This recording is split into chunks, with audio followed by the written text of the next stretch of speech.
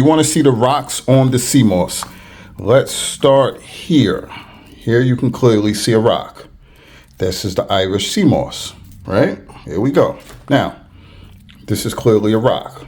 This is the holdfast. This is what I keep telling people that the sea moss uses to anchor itself to things. Now, if you look up a holdfast, as I always say, you will see that it is not a typical root system like regular plants. It does not get its nutrients through this. So it's not getting its nutrients from rocks. The sea moss gets its nutrients from the water. Now, what I always also tell you, the sea moss can attach itself to many different things. Let me show you this. This is a snail shell. You see the holdfast looks a little bit different on this, but this is how it anchors itself, right? You see that. Now, I'm pretty sure the sea moss isn't pulling nutrients from this snail shell. Now, this is the other thing. Why would you want this in your bag? Why would you want this?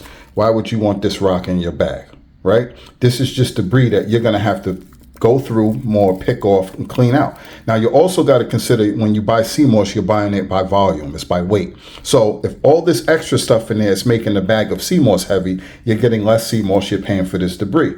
But some people, because they think it's supposed to have the rocks, it'll just make them feel good because, oh, it means that it's real. That's crazy. Now, let me show you another holdfast. This is a holdfast. You can see a little bit of the rock in there, but look, this is, people would typically think this is a rock. It's not. It's the holdfast. This is when they yanked it off of the rock, this is what's left. Now, again, why would you want this in your sea moss when you have to go through the sea moss and pick all this stuff off? This is more time consuming. You might miss some of this stuff. And the thing is, if you get good quality sea moss, this stuff is going to be removed before it gets to you. When we see any of this stuff, we make sure we remove as much of this as we can. Because again, why do you want this? This makes more work for you.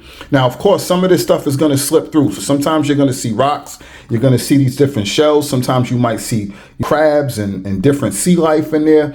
But you can't get rid of everything. But you're going to see some of this stuff, but why would you want all of this stuff in there, right? It's funny because sometimes people will see different sea life, crustaceans and crabs and stuff like, oh, there's bugs in my sea moss. Well, you want to know that it's real, right? It's coming from the ocean. What do you expect? You can't make everybody happy. Now, the reason why this particular sea moss, you typically don't see the rocks in it. This is the Yucca macatani.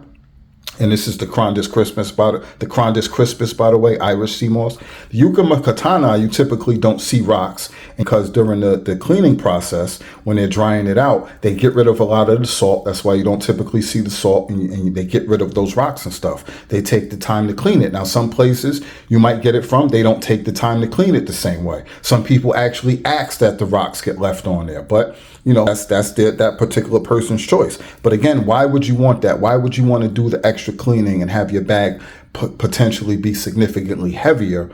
You're getting less sea moss. Now, because the sea moss doesn't get nutrients from rocks, it continues to grow when it's separated from the rocks because it's getting its nutrients from the water. So this is why they take the sea moss off of those rocks so that they can expand their crops, and they tie it to the ropes. It continues to grow.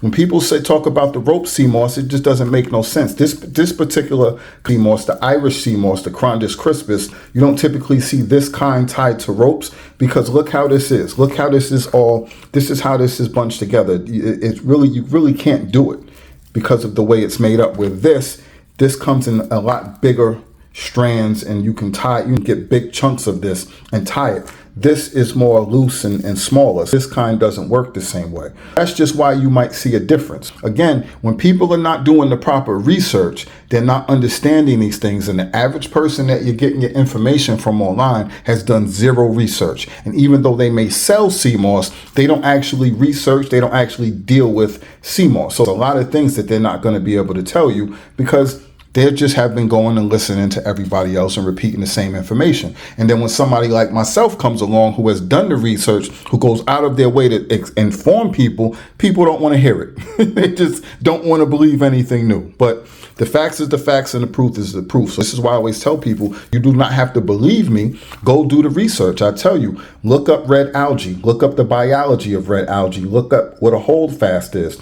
Look up how sea moss, particularly red algae, gets its nutrients, how it reproduces, all these different things. So sometimes people will tell you, you'll see, I'm not even going to get into that.